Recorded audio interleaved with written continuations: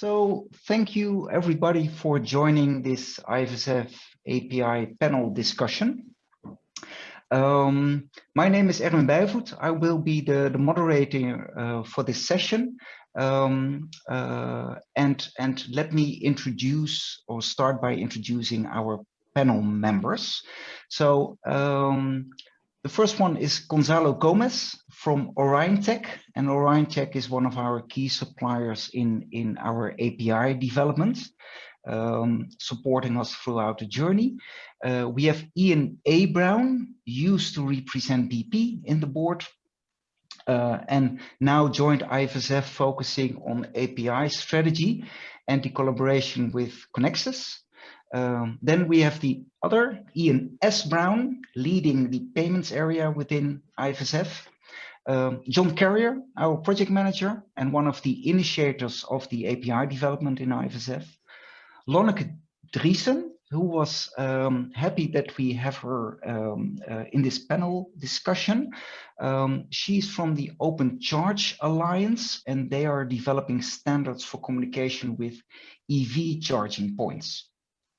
Interesting to see how we can collaborate. Then we have Michael Selincourt from the REPL group, who are supporting IFSF in the development of our tooling.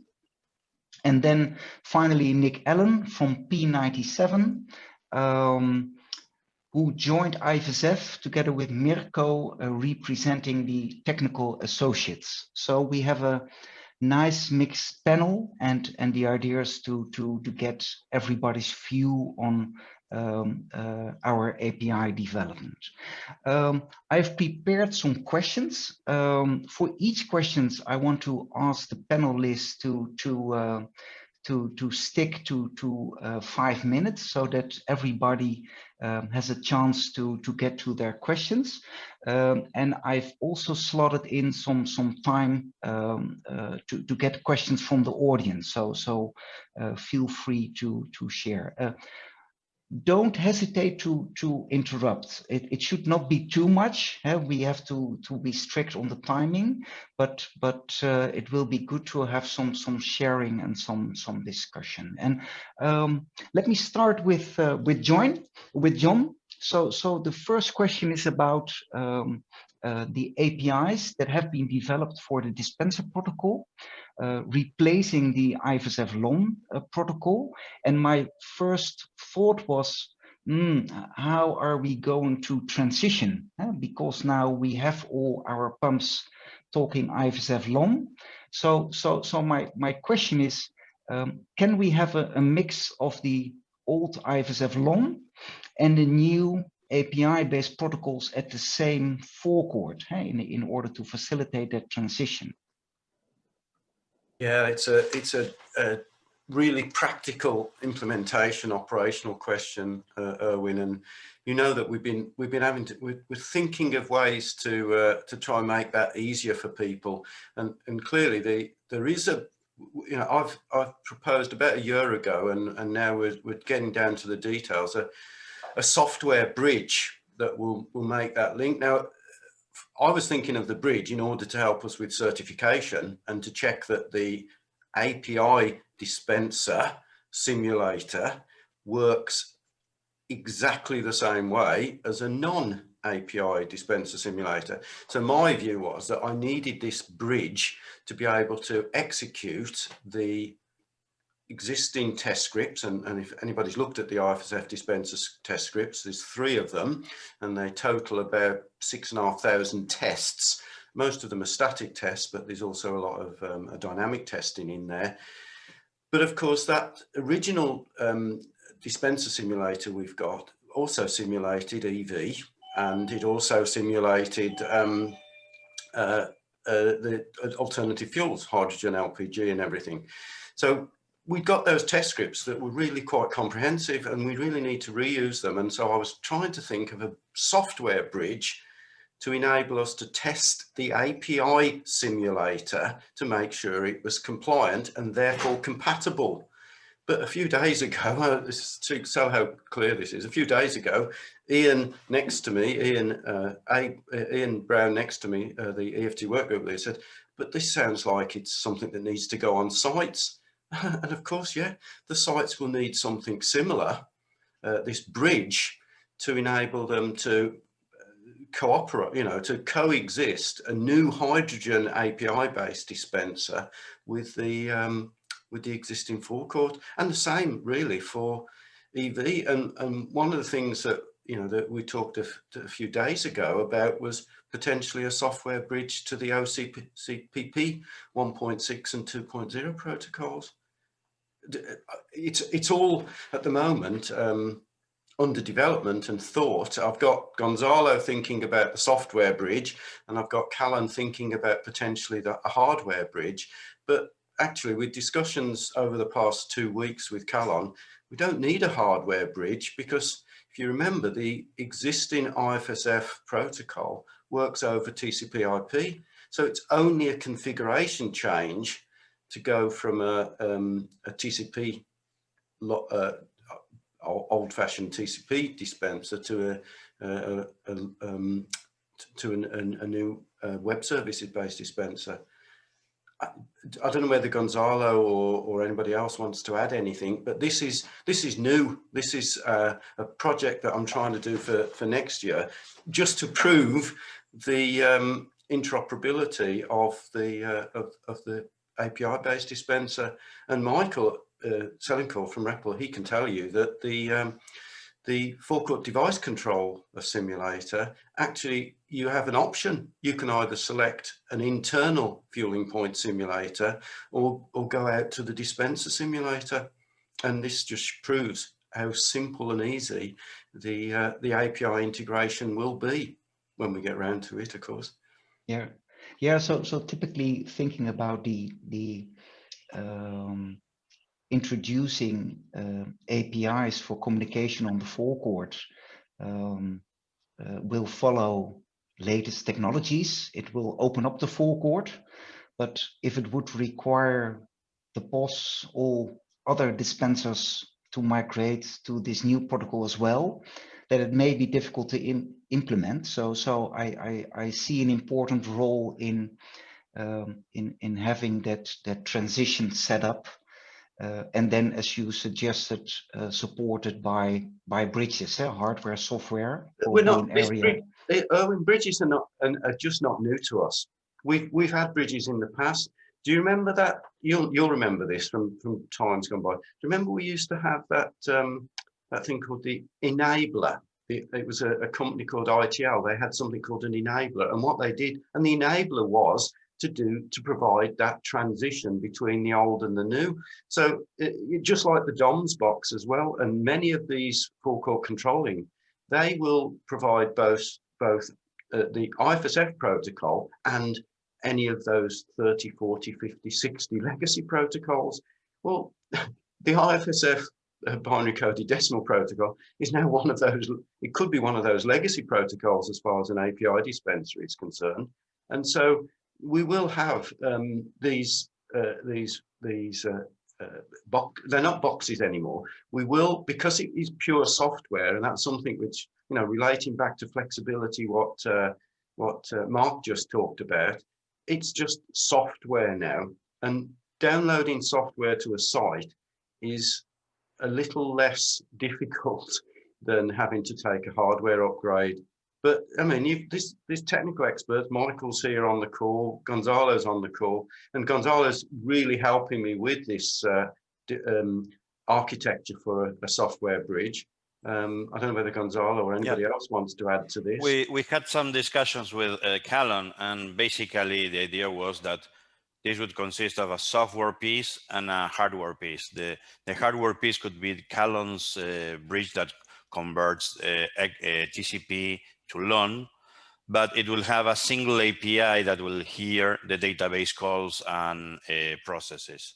So then there's a software component that will change from the API standard calls into the specific database access LON-based type calls. So then the same LON bridge practically as Callan has today can be used to access this IFSF with another layer of software apart. Okay. Okay. Yeah. Thank you for the clarifications. Thank you, John. Let's go to the next question. And the next question is for Ian A. Brown. And Ian, so IFSF and Conexxus are increasing their collaboration, and why do you see APIs such a good opportunity to collaborate, to work together? Oh yes, good question. I'll just check. Is my audio working okay? Okay. Yeah. Thumbs up from some yes, people. Can hear you well. Good. My neighbour's gardener is out there making a lot of noise. No, you're loud and clear. Good. So I think, guys, as we've heard from Mark and others, retailers are going to need flexibility, retailers and their suppliers, of course, going forward. So there's a great to connect things that have not been connected before. And I think a few days ago, Greg talked about having data islands, and I think maybe some retailers will find the same thing as they try and connect things that have never been talking to each other before. There'll be pieces of data that just aren't expecting to connect. So the need for some way that different things, disparate things can connect is never been greater, and hence our emphasis, as we've talked about a data dictionary that you can use, and no doubt we'll have to extend with your own, some extent with your own individual data that's not part of our standards. At the same time, there's, of course, globalization continues. COVID hasn't helped the financial situation for nearly all companies, maybe one or two exceptions, but everybody will be trying to cut costs, and doing things once globally, of course, helps reduce costs. So I see stronger and stronger need from a market. But so at the same time, picking up your question, APIs give that opportunity in two ways. One is it's a break from, our traditional standards have been based on XML or before, which were a bit more rigid, a bit harder to be flexible about, I suppose.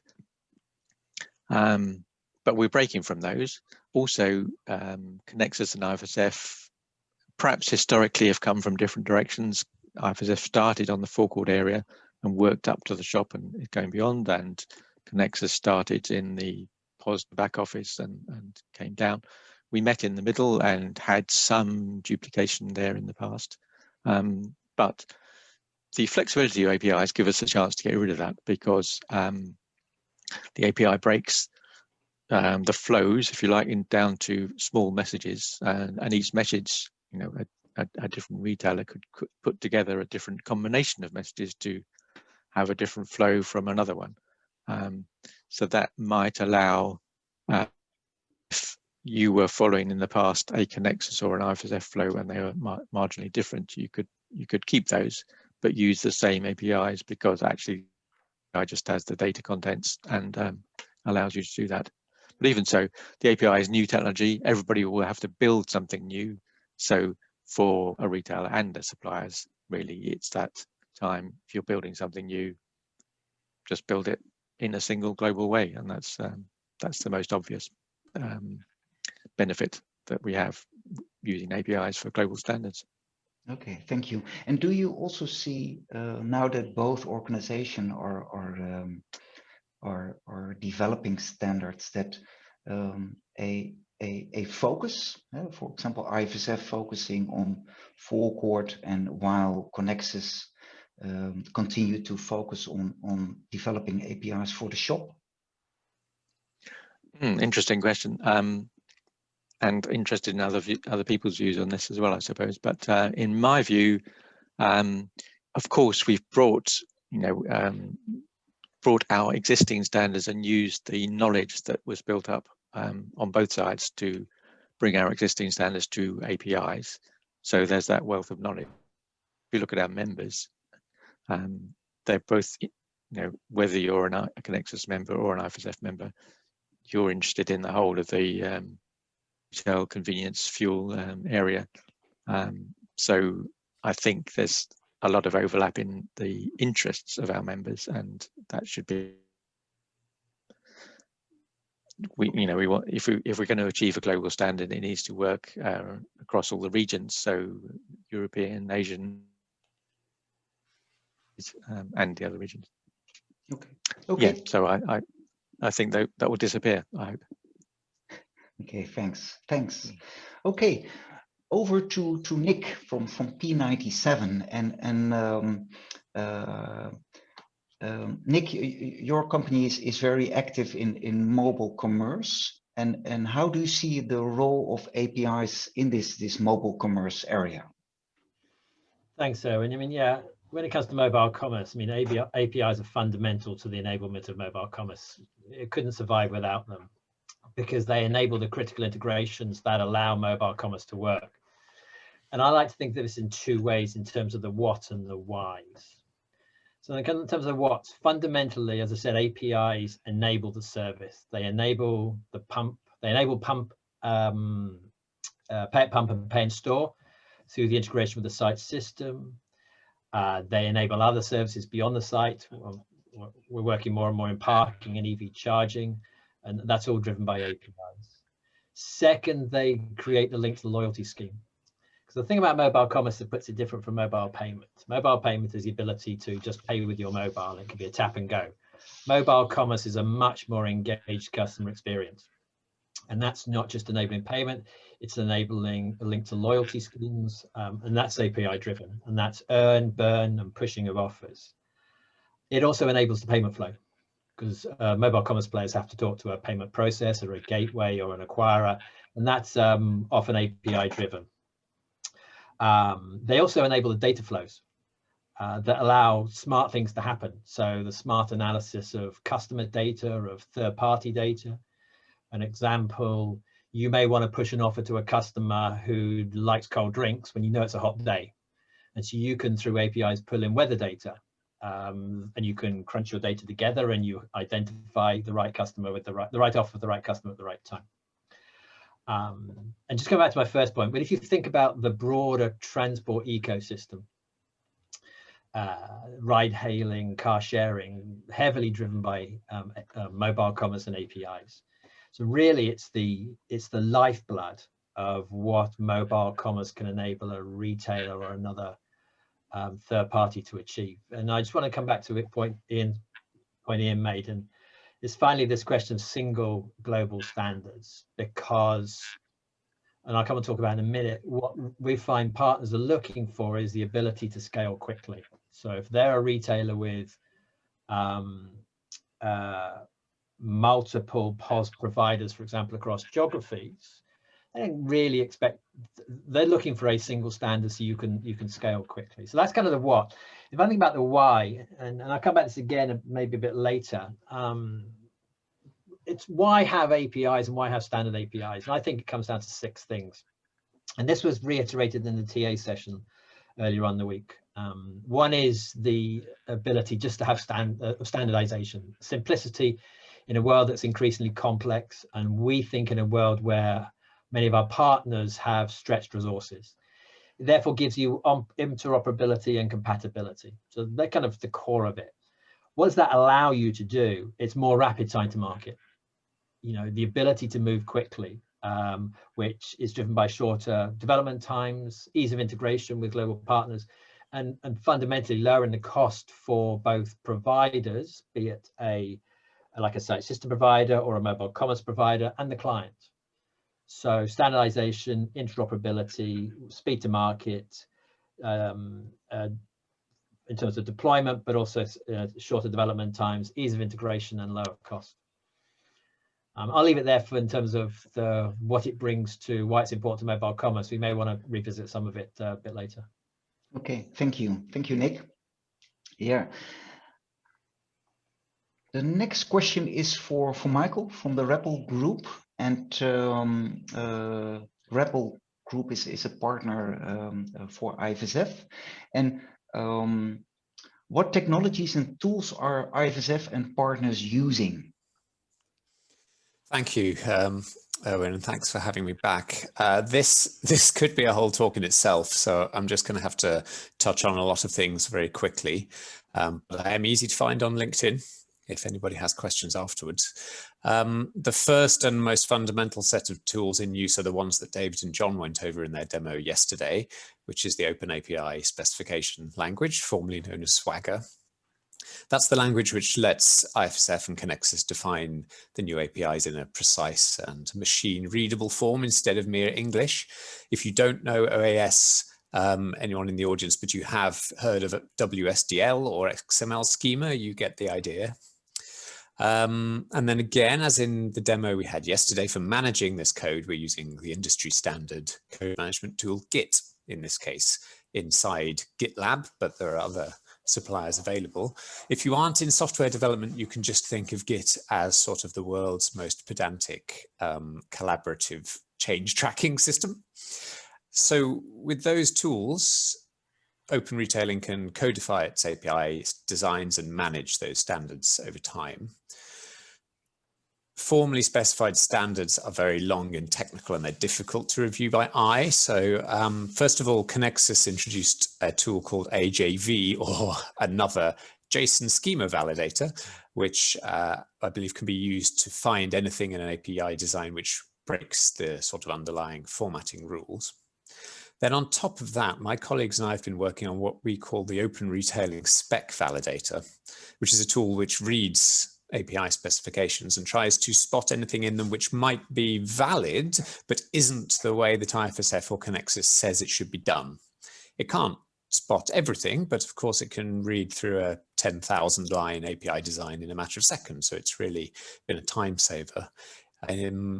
People who are users of NPM can just now, in the last week or so, actually find that on NPM. It's at openretailing/spec-validator. For writing that validator tool and some other tools that I'll describe in a moment, we're using Node.js, which is a variant of JavaScript designed for writing the backends of web applications. I think it's pretty unlikely that Node.js would ever be a tool of choice for writing actual forecourt device implementations, but as some audience members probably know, it's extremely popular for doing this kind of online cloud-based API implementation. So with those tools, we can specify APIs, we can manage the specification, we can validate that they're correct quickly and easily. We wanted to make the specs easier to read. So my colleagues and I built docs.openretailing.org to turn those specifications into something easier for a human to read. For that, we used two free libraries, Swagger Editor and Redoc. We used both because we found they had slightly different strengths and weaknesses.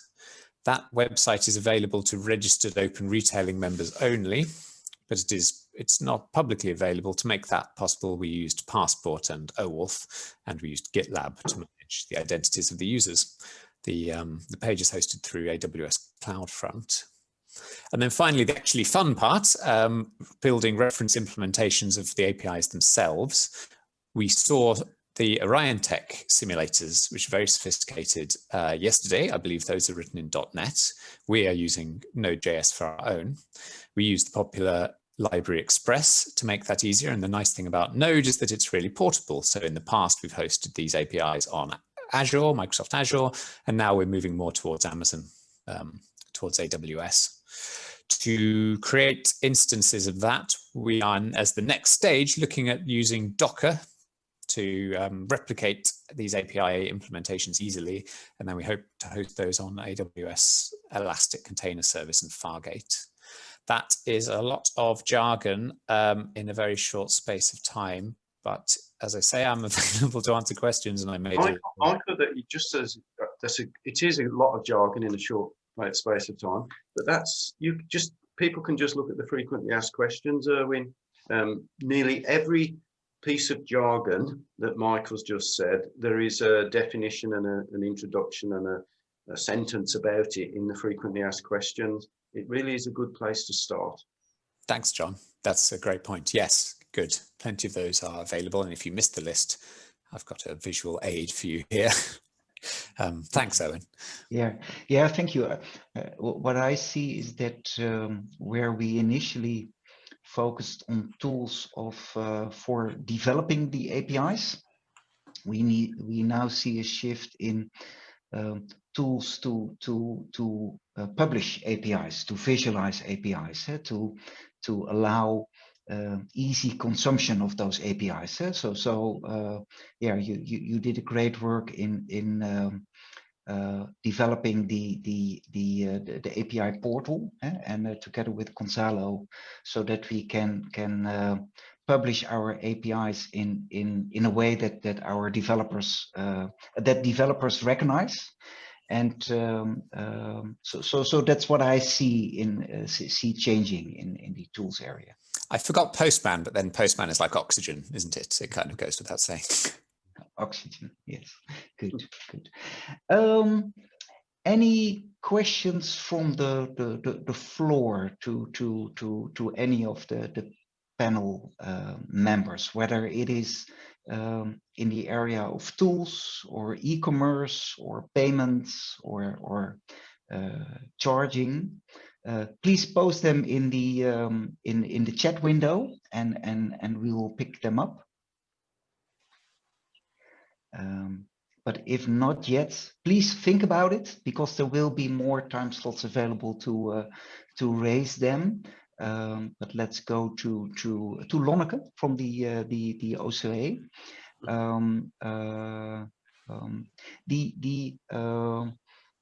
We see, or that's I see within Shell, is that people are thinking about this world of charging points and the retail change stations. How are these connected? Huh? And currently, I don't see any integration. So curious to hear from you. How do you see IFSF and OCA working together? Okay, thanks, Erwin. Yes, for those of you who do not know, I am representing the Open Charge Alliance, which is an industry alliance that aims to encourage adoption of electric vehicles through standardization. And our main effort, what we do is we standardize the information exchange between charging stations on one hand, and the management systems that manage those stations and sites. We are an industry organization, and we have been working for the past decade on how to manage charging stations for electric vehicles. And even though we are already 10 years on the way, there is still a lot of development ongoing and a lot of innovation ongoing. And some examples of that are wireless charging and megawatt charging. So the charging at 2-3 megawatts for big batteries, for big trucks. So even though we are already 10 years down the road, there's still a lot to be done. When we started our standardization efforts, it was sort of a greenfield situation. 10 years ago, there was not a lot of support yet for electric vehicles, and it was sort of like a very small community working. So the good news for us in that respect was we had a greenfield situation to work from. And as the whole transition towards electric mobility is progressing, of course, we are faced that, and not in all cases, there is a greenfield situation. And the best example for this is forecourts. Forecourts is a whole industry, an ecosystem with use cases and technologies that is out there. And when they want to play a part in charging electric vehicles, then we face the situation, okay, these are two different worlds, and how could they meet? So we have been working together with IFSF now, I think for a little bit less than a year. And I think it is, from our point of view, for the adoption of electric vehicles, it would be great if there was a seamless, low threshold cooperation between the electric vehicle world and the fueling stations world. Practically, how that could work, I think what we are currently doing is learning. Okay, so what is the standards framework that is already existing? What is the the approach in fueling stations or forecourts, and how could we combine both in a way that makes it really easy for everybody who wants to include charging stations into their fueling stations that they can. So that is where we are at the moment. And practically what we've come up with, how can we move this forward, is we have been appointed one representative from IFSF to join the OCA meetings and learn what's going on there. And the other way around, one OCA representative, technical editor, architect, just as Erwin is in this case. And he is already diving deeper into the standards that IFSF has. He attended also yesterday the Gitlab tour and was really impressed. So he gave me a feedback this morning. He said it's really looking very impressive. So he is reading and learning, and yeah, we're confident that we can find a way to make it very easy for everybody to combine the two systems. Okay, yeah, thank you, Lonneke. Yeah, also curious how this will develop. What will be the user journeys for somebody charging the car and want to go into the shop and do a car wash and have some coffee and needs to wait for 10-15 minutes rather than just filling up for 2 minutes. So how those user journeys will look like. Pre-payment, pre-authorization, post-payment, all those things to consider. So I also see a good area for collaboration, and yeah, good that we started this collaboration. What I wanted to add to that is what we've learned is that you never know. So all options that are on the table are worthwhile exploring, and you never know today what will be the model tomorrow or the day after. And sometimes what we see in our industry, you have certain believers who firmly believe that there is one solution that's going to be the solution. But what we've learned over time, that it's best to keep an open mind, as open as possible, and support everything and let the market or consumers or whatever decide in the end what is a better solution. And you see a lot of hybrid solutions out there at the moment, and it's fine. It's such a new and early market. The dust has not settled yet. So even when you mention the integration of charging stations into forecourts, this is also our view. We keep an open mind. If there are different approaches, support them all, and then see how that plans out. Okay, thank you. Yes, in looking at questions from the floor, and yeah, anyone feel free to take them. The question is, I would like to know how IFSF is positioning in regards to the strong customer authentication, in regards to PSD2 regulation, for instance. So I think that's to got to answer be that, Erwin. yeah, sure. Sure. So I mean, one answer, and I'll come to that in a minute when Erwin asked me about the payment APIs, is that we're not rushing into developing APIs for some of the bank payments because of the complexities involved, and for example around some of the sort of the still evolving requirements around strong customer authentication. But we will implement granular methods that allow us to support SCA once we come to that. And I think one of the interesting things about having APIs is you can encapsulate that strong customer authentication into a nice, clear, simple process without having to bundle it into some horribly complex ISO 8583 message, which is what we're doing today. I mean, so we have support for SCA within our current payment standard in ISO 8583 messages. And I'll mention this later, but those messages are incredibly complex and include multiple functions in a single message. So I think supporting SCA is not going to be difficult for us once we move to APIs because of the ability to produce granular messages. So it will, I think, be relatively straightforward. I don't see it as a challenge. Okay. Yeah. Thank you, Ian, for taking this question. Then for the next question, I will switch back to Nick. Nick, you had the TA session on Wednesday, And could you share any early feedback from the Technical Associates session on API standards? Yeah, thanks, Erwin. So yeah, so we had the session yesterday, but also earlier on this year, we ran a survey amongst the TA members. And the survey was really to understand how they use the IFSF now and what they see as the future, the near-term trends and challenges that the IFSF needs to understand and kind of build into its agenda. So coming out of those two, I think some of the key messages that came through are what are the key focus areas? And actually there was a lot of consistency in the survey, which really there were two core areas. One was mobile payment, the other one was alternative fuels. And you could think about EV, H2 and LNG within that. One of the things that came out yesterday was really focused on new in-store innovation and new in-store journeys, click and collect, scan and go, and self-checkout. And this started to think, you then start to think about why that's important and why standards are important and that. And I'll come on to that in a bit more detail in a minute.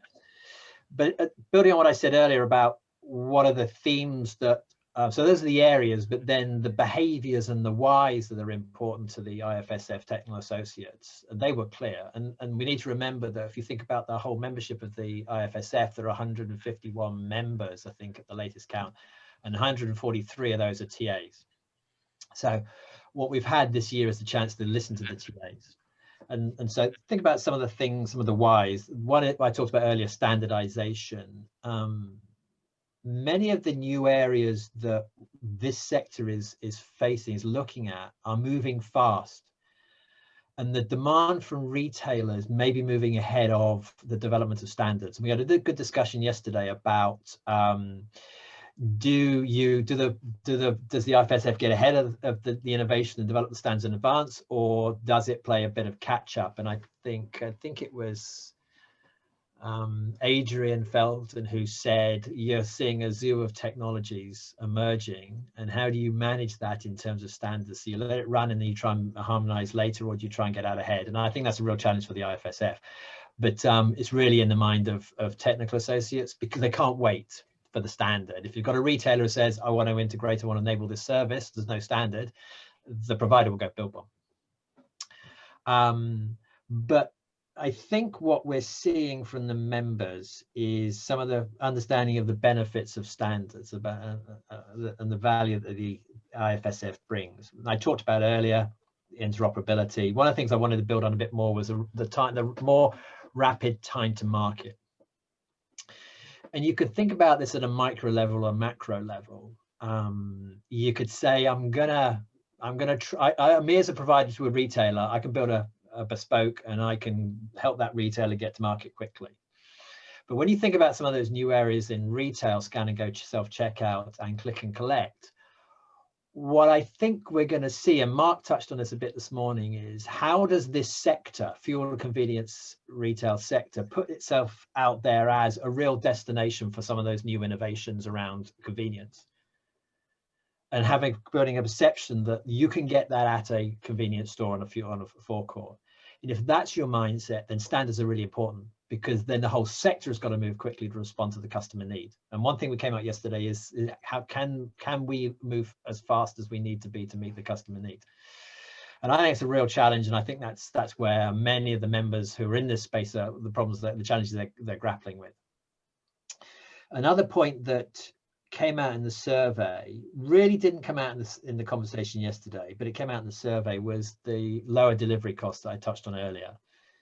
Now, it is clear to anybody in this space, you're seeing a lot of pressure in the short term from many of the fuel retailers, and especially the large orcos, around margin, around available budgets.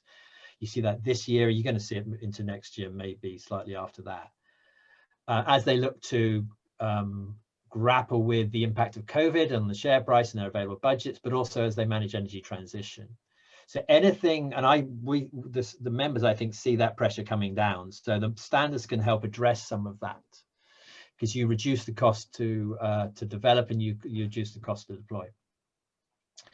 One other point that came through interesting yesterday was the ability for standards to help small players to move fast, small players to look like big players. And so, because standards break down barriers to entry. And that was an important point. I think what was interesting was what we didn't hear yesterday, maybe because it's quite controversial, but it's worth putting on the table, which is when you sit on from a provider's point of view, providers may be thinking, do standards take away my potential to innovate and create competitive advantage? Am I just giving away my competitive advantage by giving my APIs for standards over? Because that's the barrier to entry coming down. But I think, as I said, you've got to step back from that. You've got to say, when the customer is demanding more and more innovation, and the sector has to create the perception that it is part of that innovation journey, and Mark used some examples, then standards have got to play a role. And I think you're seeing that in the TA members. Final point I'd make is, and there was a comment made, I think it was Ian Brown made on the Q&A yesterday, which is, that's really great, TA members, but you're going to pony up and provide us with time and resources and the standards to hand over. And that's kind of the unresolved question, I think. Yeah, because everybody is constrained by the available resources. Yeah. And Nick, just to interrupt, I think it was interesting. I think it was Adrian who answered that question, and he basically said, well, we're really busy delivering innovation to our customers, and if we want to hand over a standard, it takes time. Yeah. So that's a challenge, I think, and I think it's inevitable that our standards will lag what all of the technical associates are trying to do in terms of provide innovation to your customers. But hopefully with these APIs we can provide a flexible framework which provides a really solid base and allows you to build on with new stuff, and then at some point that new stuff will stop being innovative and will be standard and more commoditized.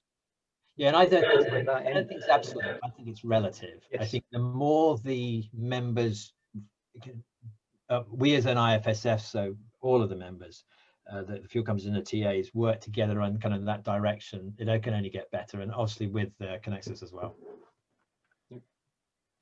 Yeah. Thank you for sharing. I recognize the challenge between innovation, competitive advantage, doing things proprietary, versus donating to an industry, contributing to a standard so that we can innovate more quickly. That's at least also we as oil companies are making that trade-off, and I can imagine that for the suppliers that's even more applicable. Erwin, can we ask Nick? Nick, is there any way that we can help that process? Because you're absolutely right. There's a lot. When Peter showed us all the different APIs that Dover were using, and basically they must be using the same data. They're probably even using Swagger. So there's a lot of common tools already there. This is just an open question to everybody. How can we make IFSF receive these donations and integrate them into our whole ecosystem much quicker? I mean, we're not getting the donations yet. We know they exist. I mean, that diagram that Peter showed, where there was 12, 15 different APIs that he's using. Well, he only has to let us have them. Perhaps if I don't know, it is effort, and that's the problem. But surely that's something which IFSF and Conexxus jointly perhaps have the resource now, that if we're given them, it wouldn't take us too long. We could run them through the spec validator. We could check the dictionary and perhaps generate something much quicker. I don't know. That was just an open question. Yeah, I think, and Anil's just posted a question here that's related to this. And I mean, we just didn't go into the how. So we did start to look at the what and the why, but we haven't gone to the how. And I think that's the next step. And I think it has to be in that sequence. Yeah, and I have to say, Nick, I mean, John, you mentioned Peter's presentation. I have to say, I sat through that presentation and thought, wow, they've already done an awful lot of the stuff we're about to do. It would be so great if we could, see if we can't take over some of those APIs and set them as a standard. And I actually made a note. I must have a call with Peter and see whether or not there's anything we can do on that front. And I'm sure some of the other vendors have similar APIs too, because they'll be slightly ahead of us. Yeah. Thank you. Let's move to the next question. Also a bit conscious of time, but we may get back to this point at the end of the questionnaires.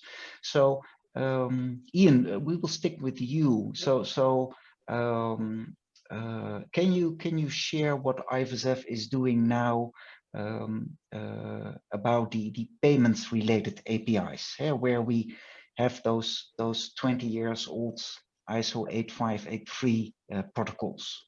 Yep, sure. I'll answer fairly quickly as we're running a bit late, but if anybody's got questions, just ask. So yeah, as you say, Erwin, those current standards, they're 20 years old. They're based on the ISO 8583 standard, and they're genuinely showing their age now.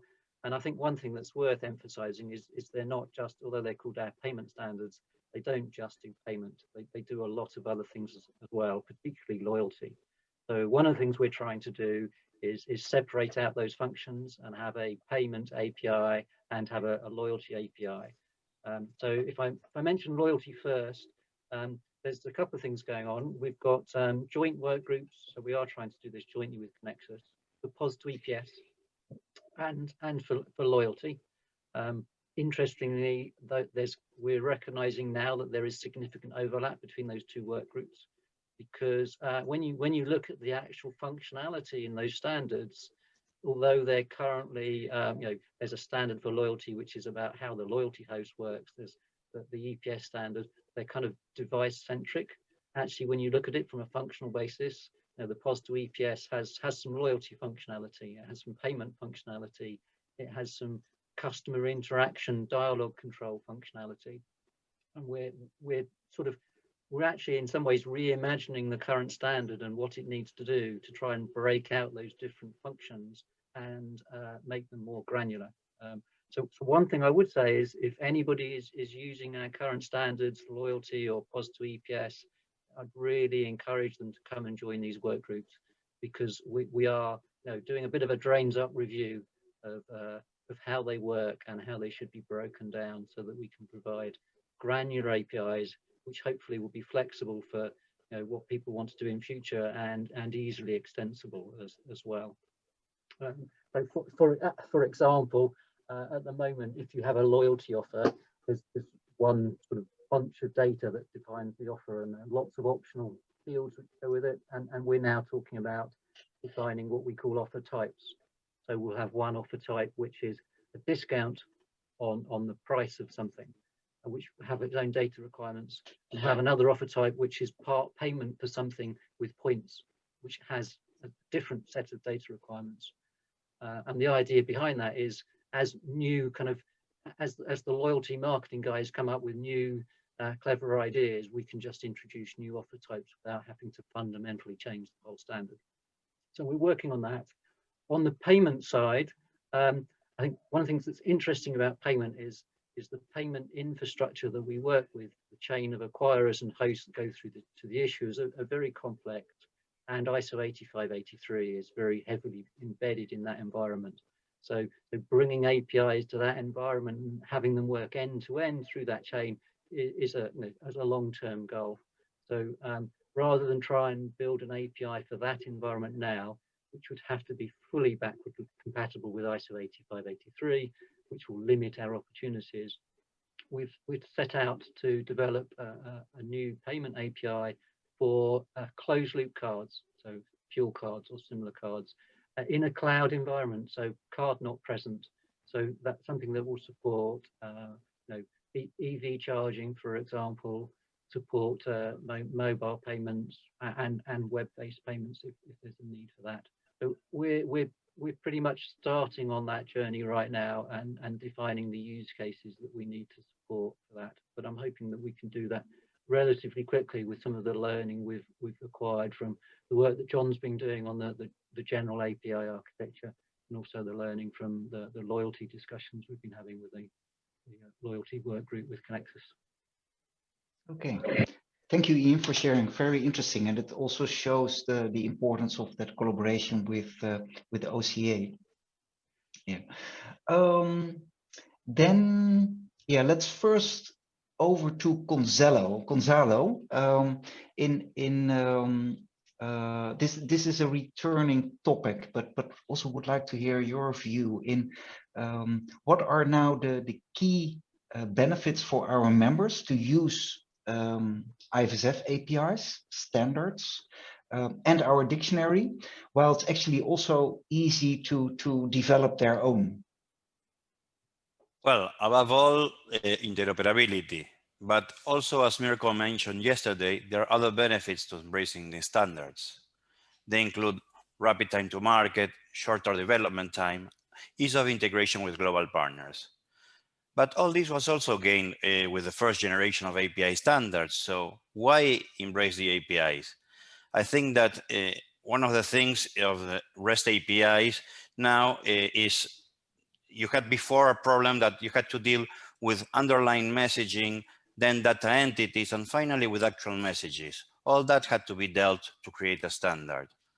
But now REST APIs solve this first part of the problem and also brings the needed flexibility that Nick mentioned. You can add new messages to the standards pretty easily to embrace innovation.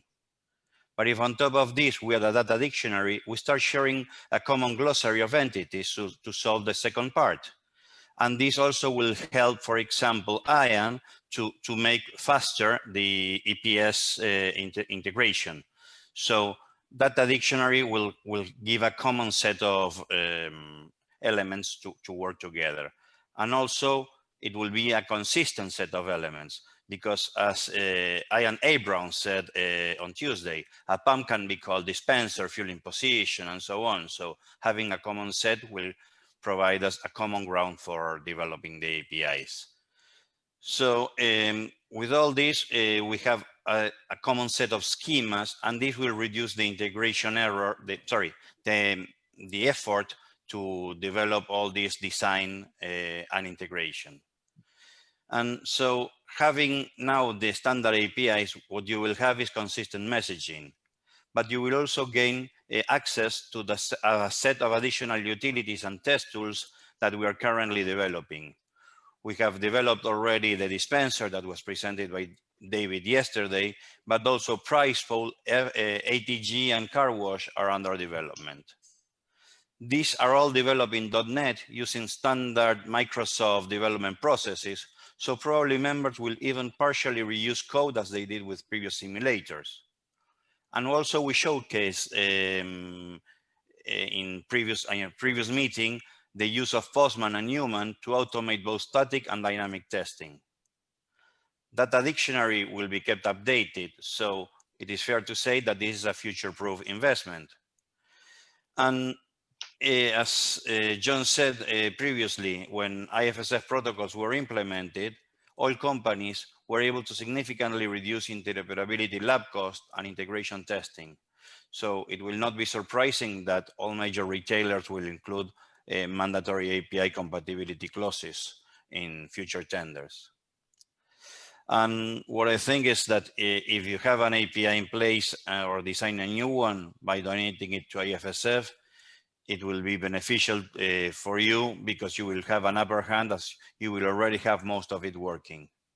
But obviously my recommendation is to make sure that the published API that you did uses current API design guidelines and data dictionary. So the APIs can be accepted with minor to no changes. And so they will be already what they have now, and it will be put them in better position with their work.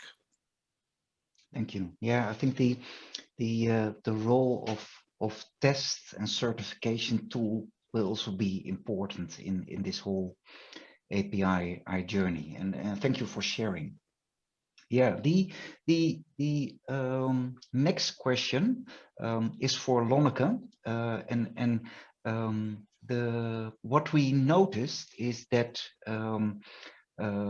if you want to use the IFSF standards and the Conexxus standards or the shared standards that we are now developing, you have to be a member because we in that way you're able to access our website. But what I noticed is that OCA, you can download the documents without being a member. But how do you keep your members, while actually your standards are public available. That's a topic of discussion within our organization. So would like to hear your view and your way of working. Okay, so you are right. If you want to use OCPP, you can just download it for free, whether you are a member or not. And the main reason for that was that we wanted to encourage everybody to start in this industry with the standard. If you are beginning in a greenfield situation and you from day one have a standard that is evolving over time, it speeds up the development, lowers cost, and also allows anybody, startups, small companies, to participate. So that's the way we designed it from day one. But of course, to develop standards and govern standards, you need a little bit of funding. So we have a participants model. So you can use it if you're not a member, that's fine. But you can also become a member of the Open Charge Alliance, and then you have to pay a small participant fee. The fee is also quite low because we want to allow anybody who wants to become a member to be able to do so. And particularly when we started, most companies were not making any money at all. And still, the electric mobility industry is not a very profitable industry yet, or maybe will never be. So even if you become a member, the membership fee is quite low. But why would you bother? So basically, there are 3 reasons why companies still become a participant and contribute a little bit of money. So first of all, it is for many companies to support a good cause. Many companies acknowledge that having a standard is good for their market growth, and it saves them effort and time and resources. So they sort of see that this is a way of helping the initiative with a little bit of money. So that's one. Secondly, if you are a participant, you can really contribute to the further development of the standard. And that is particularly important if you want to set priorities. So if you think this is something that I really need, and I'd like to advocate that the Alliance works on this topic, like mega charging or wireless charging or whatever, so you can help put it on the agenda. And you can only do that if you are a member. And also some design decisions that are being made, you can also influence those if you're a member. For instance, there are some vendors who have charging stations that are very cheap. So they are always very adamant that the standard should also support low data rates, so you don't get a higher bill from your mobile provider, that you don't need that much memory or processing power. So they can influence the future development of the standard in a way that they think it should. So that's the second important reason. And the third reason, which is a bit more down to earth, is we provide a certification program and a test tool. And if you are a member, you get a discount. So if you're not a member, you can still certify and get the tool, but you get a discount once you are a member. So those are the 3 reasons why you would still want to join the Open Charge Alliance, even though you can get the specification for free anyway. Okay, thank you for sharing. So very interesting considerations and a hot topic for our organizations now that we are developing new standards. Good. We have 1 minute left. So one of the questions raised in the chat window is from Bart. I hear that many APIs are still in construction.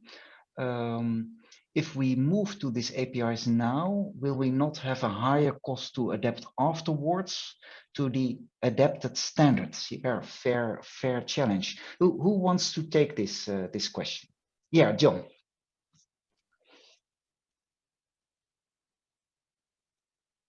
Yeah, gotta have to go off mute. Yeah, I've actually answered it in the chat box. There's always a worry, of course, in the old days of changes making your stuff no longer work, but that's not true in APIs. I mean, 2 years ago at the IFSF conference, Amazon told us very, very clearly they never delete published APIs. They support them, they exist, and they will continue to exist forever. So the answer here is, yeah, I think IFSF and Conexxus, we oversold yesterday our work in progress. Yes, we are continuing. The work in progress is where issues are raised, changes are made, functionality is added, but we never take anything away. So there are lots of published APIs already. Version 1.0.0 of the dispenser has been published. Version 1.0.0 of FDC has been published. Many of them, you know, the first versions of site asset, all of those have been published. But we as IFSF, and it's David and I's fault, we're not very clear on this. We need to improve. But we keep talking about do all your issues, raise your, if you want to add a new API or a new functionality, let's say, if you want to add new functionality, go and raise an issue in work in progress. It'll get looked at, it'll get merged, and then it becomes the standard. But so in fact, if that's the impression people are getting, we're not selling and marketing ourselves very well. We need to improve.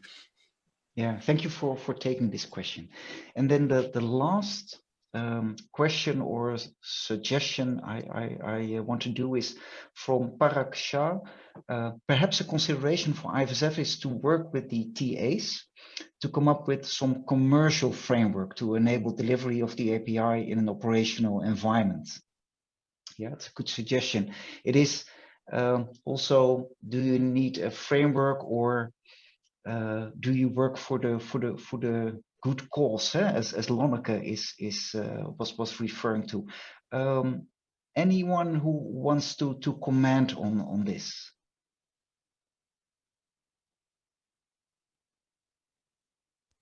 Yeah, my thought about this is the development of standards, both by the TAs and by the oil companies, should be to move us forward and accelerate the innovation as an industry,